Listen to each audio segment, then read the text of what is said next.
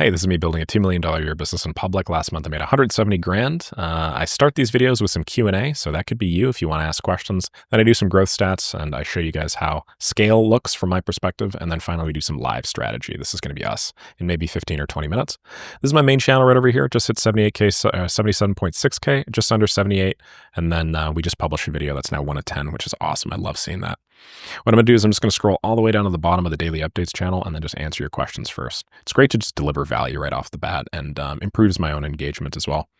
Priyatosh says, hope you're having a nice day, Chad. That's not my name. If you're targeting a digital marketing agency, what particular system should I present to them in the Loom video, which will solve an immediate pain point? Interesting question. So he's referencing a strategy that I recommend a lot of beginners to do, where basically you record a Loom video, pitching the person. And this is basically like cold call 2.0. It's like the modern way of doing cold call since it's asynchronous. So instead of you picking up the phone, dialing and be like, yo, digital marketing agent, I'm going to sell you on some shit today. What you do is you record a video that just front loads a ton of value. You say, hey man, I just on your website, I just found a problem and I want to fix it for you immediately. This is a real video. It's 100% personalized. Just thought I'd take a few minutes out of my day, show you this because I really like what you do. Here's the problem. And then you put it in front of them in an email or a DM, and then you have them get back to you. So what particular system should I present to them in the Loom video, which will solve an immediate pain point? It's tough, man. It's tough for me to say right off the top of my head. Let me think. Well, actually, I just tough my ass. Actually, I just launched a campaign that did pretty well for website agencies, so maybe I'll just do that. So I started this like 24 hours ago, and in the last 24 hours, we've received 5 opportunities. So let me see. Oh yeah, check this out, man. So basically I built a system that upon creating a website for a client to whatever framework or platform, it lets you generate 100 blog posts for that client for free. That's a really cool system. You could totally do that. You could totally pitch people on that right now. So maybe give it a try. I just got 5 positive responses for this campaign in like a day, and I sent like 150 emails for it. And I bet you today with those other 150 that I just sent, we're probably going to get like another 3 or 4. So I don't know, if you want like a 2% positive reply rate on your campaigns, give it a try. You can copy this copy if you want, although I probably wouldn't recommend it because I'm probably going to outscale you and then your copy is going to look like a derivative. But yeah, give that a go. So this is basically a system where you will, like a website design agency, they'll make a website for a client. But how great would it be if you could just give the client an additional 100 blog posts, customized, super high quality, AI written, obviously, on a bunch of topics of their choosing. So in addition to you delivering a website, you also deliver a website with all those preloaded blog posts and content. I think that'd be a killer system. I haven't built that exact system yet, by the way. I'm just pre-validating this, but give it a try. Rendell says, these are videos the highlight of my day. Thank you, man. The way you explain things just make it so much easier to understand. I really appreciate you. Okay, back to 6 days. Your videos are always super useful. Thanks. My question, how to be sure you'll be able to deliver, especially when applying to the job on Upwork? Sometimes it's not really clear what the client wants, what system is used, and I've already required experience to build exactly what the client wants, how to not overshoot. Yeah, it's tough to say. Listen, I wouldn't cross that bridge until I get to it personally. I think that a lot of people probably disqualify themselves from ever getting started or getting to a point where, that's ever an actual problem. Like, true, we can worry about whether or not we'll be able to deliver the thing, but I wouldn't worry about it until I get there, I guess is my point. Like, why worry about something that you don't even have yet? You know what I mean? Like, I know it's kind of a weird thing it's a weird thing to say, but the way that I see it, there was this quote once from Grant Cardone, and I used to be really big into Grant Cardone back when I was doing door-to-door sales. I went to his 10X conference, actually. That was a younger me in another life. But, say what you will about the guy, and I don't think all of the stuff that's coming out of his stuff. Sorry, I just realized this was in a tank top, probably looking like a massive douche. I just recorded a video too, which is pretty funny. I found that performance on videos where I wear tank tops are higher in younger crowds, and they're a lot lower in older crowds. So I just decided I was not going to do that anymore. Okay. Grant Cardone had this one saying, and it was like his yes idea. And it was where when he has a business opportunity and he puts it in front of him, he says, I'll get that done for you. Yes. Yes, I can do it. And yes, I'm going to get it done for you. And he says that knowing full well that he has no idea where to start. So the way that he gets around the moral and ethical implications of obviously saying yes to something that you don't really know that you can do is, one, he's so confident that he believes even if he doesn't understand what the thing is today, that he will eventually get to the point where he'll be able to do it, and he'll be able to do it between the time period of now and when the thing is due. So he has extraordinary self-confidence.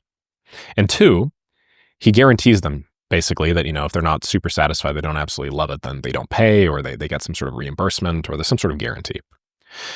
And there's an additional benefit to you doing this stuff. Saying that you're going to do this project for a customer. All right. But this is more of a psychological benefit than it's a logical benefit. But I want you to bear with me. Hopefully you're still with me here and you didn't just like exit the video. If you tell somebody you can do something, you're a lot more likely in a week or 2 weeks or a month to know how to do that thing had you said yes. So if there's two possible universes here, right? Okay. And this is like universe A. And this is where you didn't tell them that you could do it. Then there's universe B, where you said, yeah, I will absolutely do that. In which universe do you think you'll be better at doing the thing that you promised them that you could do? Obviously B, because you just put your reputation on the line. You just put your word is your bond, right? You just put your reputation on the line. You've told them that you can do it. So you're opening yourself up to some sort of social shame. You have basically committed to this thing. And what I come to realize in business is that the biggest thing is just the ability to commit to something. You are committed to this job when you say, yes, I could do it to that. If that person gets back to you and you set up a call, you're committing that you can do the thing. Whether or not you know how to do it right now, you're sure as hell probably going to figure it out later. So if if you want to talk overall skill level, if you get in the habit of committing to things, even if you're not entirely sure how to do them, your overall skill level at the end of this journey is going to be a lot higher than if you didn't, right? And because most beginners struggle with skill debt and knowledge debt and understanding the stuff, then this is just the strategic way to go. You pre-commit to things even if you don't fully understand or believe. Okay, hope that helps. Duai says, hey, Nick, I have a question. For someone who doesn't have any case studies yet, like I've never filled a client request before, but I know how to create almost every automation system that exists. I've created 2 Upwork proposals just for fun to assure that I know what I'm doing. Nice work. Which means I can assure to the client that I can create a system for them. But when it comes to the part of risk reversal in the cold email, I can't mention it because I don't have any case studies, even though I know how to create real life projects. I'm not sure if I could fulfill the monetary outcomes, such as you will get $ when you get that system, because I'm not sure what I'm capable about in terms of revenue that I will help them. How to deal with that? How to keep risk reversal part without having the concerns of what if I can't give them the revenue that I promised in the risk reversal part in the cold email? Man, what a great question. And this like tacks on perfectly to what I just said. Hopefully you guys see how my answer to that question applies to this question as well. Now, in your case, I understand not wanting to guarantee $ outcomes if you've never done any sort of business. So you don't have to guarantee $ outcomes. Okay. I've worked with these sorts of businesses for about a decade now, agencies and whatnot. So I know reasonably well what sort of dollar value outcome I can drive, or, I'm capable of saying I can drive you at least this much money. But in your case, if you're new to all of this, completely understandable that you don't feel comfortable offering a $ outcome. So offer them something else instead. Instead of offering them a $, offer them, tell them that, I'm not going to charge you a cent unless you absolutely love it and you ask me outright to continue building this stuff for you. You can totally do that. A couple of variants. You could say, I will deliver you X, Y, and Z, or I will continue working for free until I do.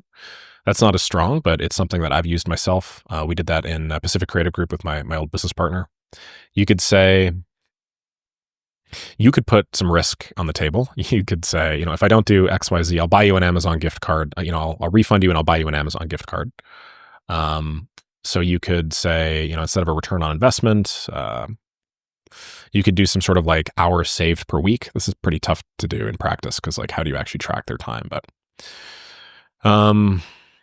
you could just offer 100% satisfaction guarantee and be like, listen, my sole goal is to make you 100% satisfied. So I believe the system has the potential to add a lot of value to your business. And if you don't see that value, I'm not going to charge you a cent. You could say stuff like that.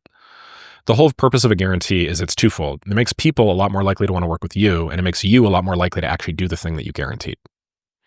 So I see everybody's points here. Hey, Yazid, what's going on, man? Yazid joined Maker School a little while ago, and he just joined Make Money with Make. So yeah, saving time, risk reversal is a good one. Okay. Lee says, just found your channel, going through all the videos from the start. Hell yeah. Appreciate all the insights. I get the impression that you do a lot of tracking and logging, like your end-to-end learnings in a sheet or another video. I think you had a form to log you've been working on the past hour. I'd be really interested in hearing more about that. Yeah, for sure. It was, I think it's a deliverable tracker. Check this out. I haven't used this, unfortunately, but what did you accomplish in this hour? Short and sweet. I create a hiring pipeline, updated a content calendar next 2 weeks, added templates to Make Money with Make. What I do is I fill this in. I just have AI just itemize this and turn this into a big sheet. Then if I go to my tracker, I just have a list of all of so these are my expenses. I just have a list of a bunch of the stuff that I've done, right? So, Hey, what did I do in the first hour of the day? I created work forms and deliverable tracker automations, completed Make Money with Make management for January 13, 2025, set up a production studio. Second hour, I completed Maker School management, inbox zero, bookkeeping. Then I recorded 3 Upwork roasts. Then I recorded 8 Upwork roasts, did some tax configuration, completed AH and cold manager outline. I basically did all of this stuff. And that is just a way that I keep track of it. I think stuff like this is really valuable. It's not valuable because I go through it often, but it's just an accountability mechanism. And just having something that you do to say, I just did a thing, it is pretty cool. Also, I share it with people. So people see it and they're like, yo, man, I saw you haven't filled out a work form in a while. I got this whole idea from my friend, Matt Larsen. Definitely check out his channel if you guys haven't already. Matt Larsen's printing money right now. He's making tons. And despite the fact that I have 5x his subs, he makes 5x my money, if not more. So this guy knows how to monetize and he knows how to stay consistent on stuff. It's all about how he scaled an agency to $900,000 per month. So he's just he's super well tuned with this sort of thing. Shout out to my boy, Matt. Matt, hopefully you're watching this video. He told me he watches my daily updates sometimes. I am Aram says, thanks for the videos. I'm also starting to make content for my local audience. I'm very inspired by your Instagram. Wonder what's the best tool set I should use to have the quality as yours? And by saying tools, I mean software and hardware. Microphone, should I post-process after recording? Yes. OBS, how to have good quality of screen share. Do 30, I do 38, 40. I do full 4K resolution. That helps. And then when the bit rate, you go to the advanced settings in the output or video tab, do at least 5,000 kbps or whatever. Or sorry, just do a bit rate of at least 5,000. I don't know if it's 5,000 kbps or bits per second or whatever, but just do at least 5,000. I find you can see. The camera I use is the Sony A7C. Editing tools, Premiere Pro. And then audio enhancer, I use this one called Ophonic. So just go to ophonic.com, check that out. Okay? Hopefully that helps. I got you, my dude. Star Platinum says, I was watching one of your videos you were talking about perceived value and how you can price certain automations by figuring out the bottom line. From what I understood, you figured out how much it costs that business to not have a certain automation, then you charge a percentage of that. My question is, how do you figure out that bottom line in the sales calls? Are you supposed to talk back and forth with the prospect to figure it out? Thank you. Yeah, absolutely. You're supposed to ask them questions like, okay, so how much is this currently costing you? If I could just, from a bird's eye view, take a look at this problem and be like, this is costing me $5,000. If you could take a bird's eye view perspective, how much would you say that this problem is currently costing you? I will literally ask them that. The whole point of consultative sales is during the sales call, you legitimately just ask them to give you all of the tools that you're going to use to close them later. You legitimately just ask them, so, how many customers do you think you would have gotten if you didn't have this thing, if you had this thing set up and fixed? Wow, you think you'd get 10? Wow, that's crazy. How many, what's your usual average order value when somebody signs up for the first time? $1,000? Wow. So you're missing 10 times $1,000 right now. It's about $10,000 a month, eh? That's pretty big. Okay. Well, I think that we could probably do this to solve that problem and make you this much money, which would basically deliver this much money in value. Therefore, my product is essentially this much money. And if you take the percentages. So you actually figure all this stuff out, man. You ask them questions on the call. No problem at all. Yeah, it seems weird when you're starting out because people are scared to ask about revenue and stuff like that. But legitimately, you ask people you give the question, you ask people the questions that give you the tools that you need in order to close them later. Okay. Emil BRN says, I have 2 questions for you. First, I started sending cold emails to businesses for AI automation services a few weeks ago. I contacted 2K companies, got 0 leads and 3 negative responses. I personalized the emails, tried to follow the basic rules for copywriting, but it didn't work. What pain point or automation do you think I should focus on first? Also, I'm currently prospecting French people because I'm French, and I think I have a fluent but not flawless level in English because I study and have worked in the USA. Cool. Do you think I should consider going to the English-speaking market? I think it's more open and aware of AI automations. Thank you for all the content you publish every day. It's super crazy and super helpful. Thank you, man. Yeah, 100%. Do I think you should try English? Yeah, for sure. Think about it, man. How long would it actually take you in order to copy the exact same campaign you just are sending in French and do it in English? It would take you 20 minutes, right? So you should do it. You should do it right now. The second you're watching this reply, copy and paste the campaign, translate it to the level of fluency that you are comfortable with and send it out. And maybe you'll get better or different results. 2K companies and then 0 leads and 3 negative responses seems weird because I just sent out a campaign myself, a moment ago. And I got 8 opportunities now in less than, I think, 16 or 17 hours. And I've only contacted, this is 300 and this is 300, but it's really 150 because I just sent out those other 150. So it's 300 in total. And then I got, 8 positive responses and 3 of them asked me if I wanted to call. So I think for you, it's really just the framing of the I think it's really the framing and the copywriting. I think that you would touch up the copywriting. I think you touch up the pain points that you're targeting. I think you'll do a much better job. So what do I think you should focus on first is it's tough, man. There are a lot of options here. A lot of options. I would go to Nick Saraev niche. Check out the 3 best AI automation agency niches in 2025. I would give that a try. Go through top to bottom and like pick niches that are suffering from problems they're willing to pay for, and then tackle those. One test that I just did with the 3 niches that I picked, real estate, videography, website agencies, within, a few hours, I was able to see, wow, I've sent out the same number of emails for all these. This one delivered me 0 positive opportunities. This one's delivered me 5, right? Odds are there's probably a big difference in demand for what I'm selling down here versus up here, right? So try niches out, man. Throw stuff at the wall. I know it's not as easy as what I'm saying because you are currently paying money for these software platforms. And as a proportion of your total runway, it is a lot less money for me than it is for you.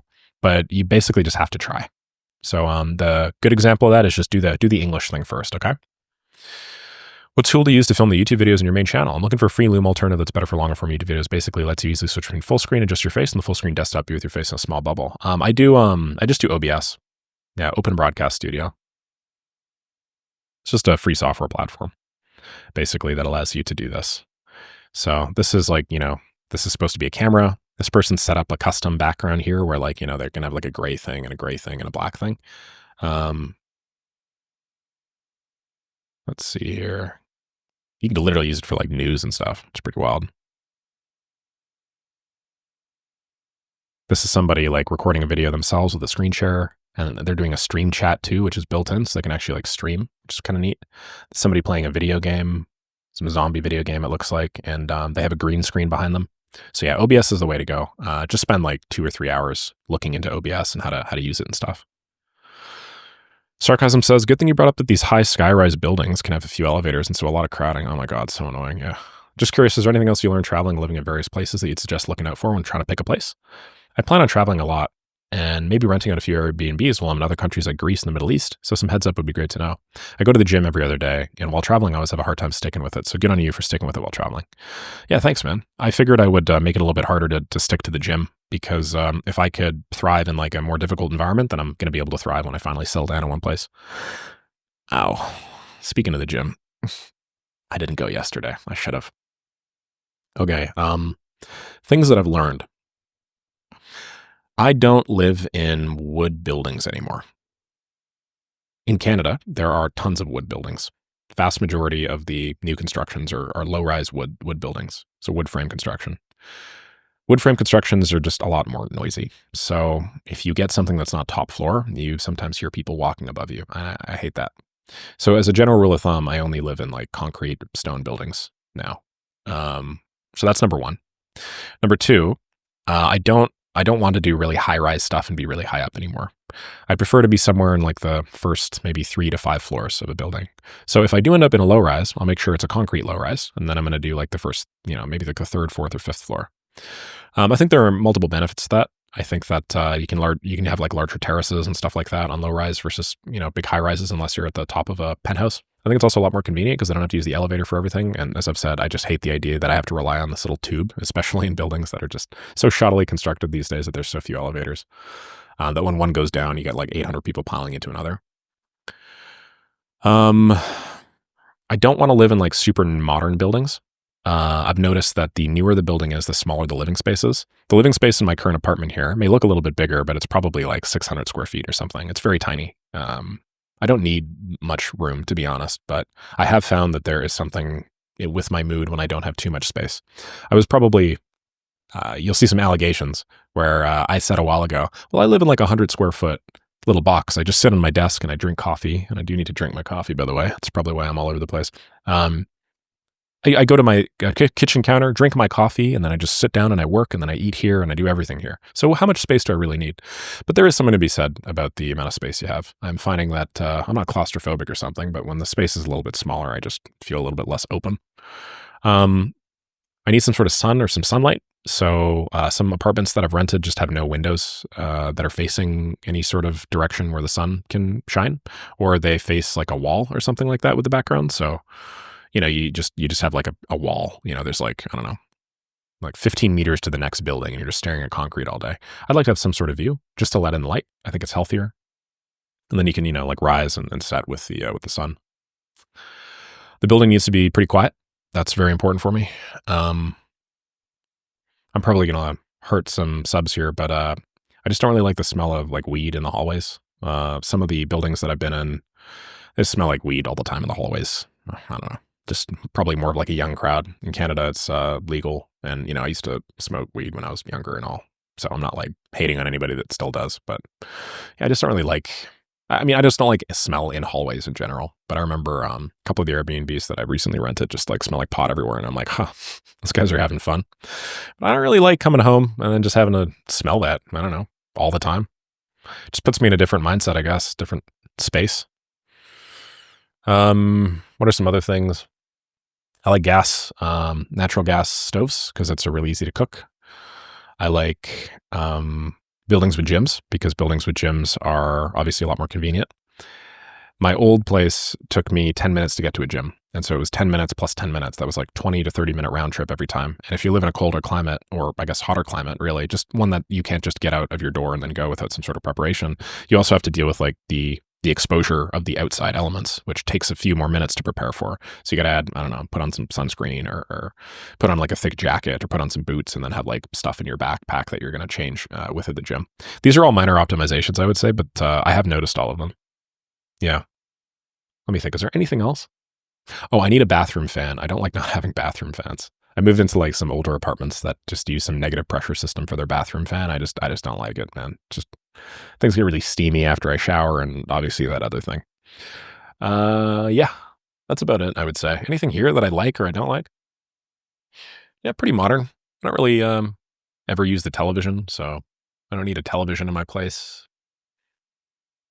I think that's about it. Oh, some sort of central HVAC system is very important. Yeah.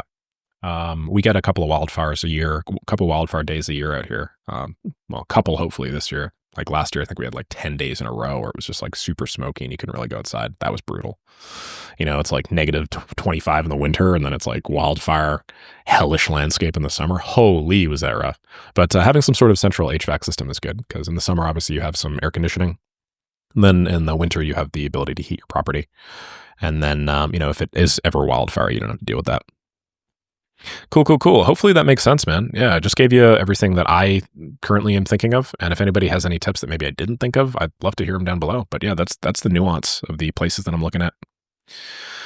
Cool. I'll call it there. Let's do some tracking now. Blast up. Come on. Oh, man. Can I just get like Instagram follower account scraper or something? Am I just going to run like a Phantom Buster thing every day? Is that what it's going to eventually get down to? Oh, man. Get follower account of Instagram. Free live. All right, let's go, baby. Nick_Saraev. Come on, give it to me. What are we at? Come on. Hey, there we go. I'm just going to use this tool instead. Screw blast up. All right, so my Instagram channel is at 107,853. So let's go to brand stats now. Scroll all the way down here. Oops, that's not what I wanted to do. Why did that not work? Where am I? Sorry, just opened a ton of tabs. I don't remember which one my stats are in. Looks like they have a thing on this page where if you copy text anywhere on the page, you also copy the, oh no, never mind. I lied.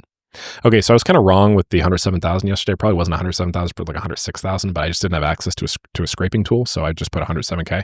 We see some small growth here as a result. That's probably not accurate. Okay, let's see my main channel growth. 77,708. I grew 20 because that video is popping off right now, so we are reaching a very large audience very quickly. So we've got a 535. I bet you by tomorrow this is going to be much bigger. It's probably going to be like 800 or 900. My daily updates channel, I think we've all seen, is popping off as well, 3924. So if I go back to my brand stats, oh, I lied. I guess it's not popping off that much. Still, it has blown my mind that we're almost at 4,000 subscribers already. And all I'm doing is just giving you guys some immediate value and then brainstorming out loud, just giving you guys like real authentic thoughts. It's cool, man. Yeah, very, very cool. Very cool to be able to see all this stuff happen live. So what did I do yesterday? I recorded 4 YouTube videos in total, 1 daily updates video, and then 3 other YouTube videos. Today I'm going to record, technically I recorded the end to my watch me start and sell an AI service from scratch in 2 hours. I technically recorded the end to that just now, where I went through my email inbox, all the positive replies, and talked about what I was going to do next. Probably going to turn that into a series so you guys could see what the actual customer acquisition process looks like from start to finish. And also it's my unique angle. Not a lot of other people in my space know how to actually like get customers from scratch with these services. So, yeah, I've really like front loaded most of my life on like the lead generation, marketing, and sales side. So I should probably lean into that.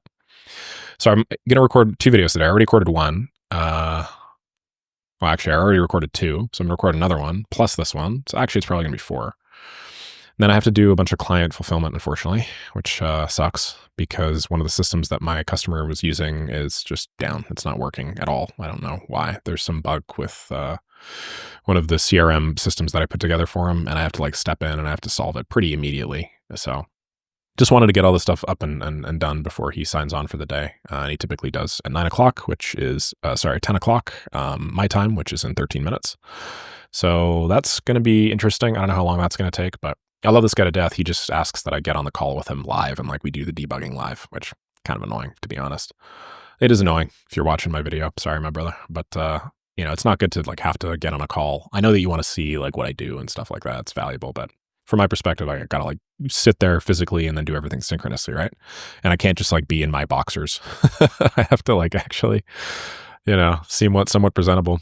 So I don't know how long that's going to take. Probably going to take me a while. I got a coaching call with one of my dear clients who just landed a gig at N8N, believe it or not. So he's now like one of the community managers at N8N, which is going to be pretty fun. So I'm looking forward to running him through that. Then I'm going to respond to a bunch of YouTube comments today. Then I also have to do my community management. I'm probably going to do my community management a little bit later than usual.